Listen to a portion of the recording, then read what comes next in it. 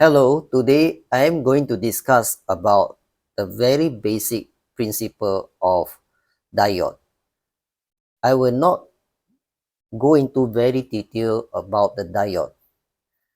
This is just a basic introduction. So, what is this? This is the diode. This is the LED. Is another form of diode. Okay, when the current flow through this LED, it will emit light. So today's topic is about the basic diode. So we will focus our attention on this diode. This is a symbol of diode. So this arrow part is an anode, and this vertical line is cathode. So in forward bias connection, the anode is supposed to be connected to the positive side, and the cathode is supposed to be connected to the negative side of the DC power source. So in forward bias connection, where the anode connected to the positive and the cathode is connected to the negative side of the DC power source, it will conduct current in one direction. So diode is just a semiconductor that conduct current in one direction when it is connected in forward bias manner. So when I close this switch, and the current will flow through this diode and then to the LED back to the power source, and this LED light will emit the light.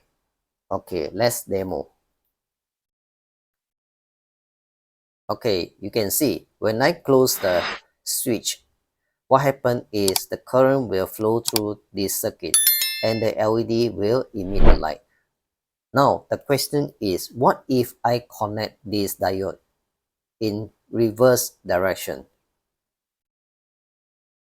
So now I switch off the circuit and then I will reverse the connection.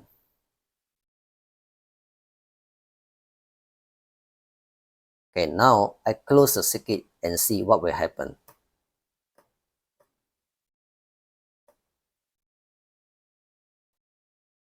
Okay, nothing happened. The current is not flowing through the circuit. This is a reverse bias connection, where the cathode is connected to the positive and the anode is connected to the negative side of the DC power supply. So now if I connect the diode in a forward bias manner and see what will happen.